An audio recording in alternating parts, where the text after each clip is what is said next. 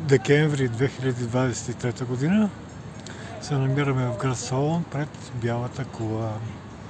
Тук ще минахме през Стария град, крепостните стени, арката на галерия и ротондата и току-що слязохме надолу към кея и се намираме пред Бялата кула.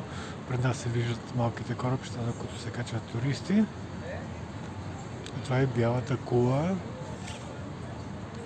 Тя е символът на град Солун. Намира се на крайбрежния булевард Микис. Висока е 3-4 метра, а диаметърът е 22 метра.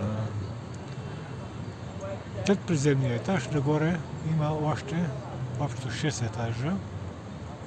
Входната такса е 4 евро. Отгоре се открива една невероятна панорамна гледка към Солун града и морето надолу на юг.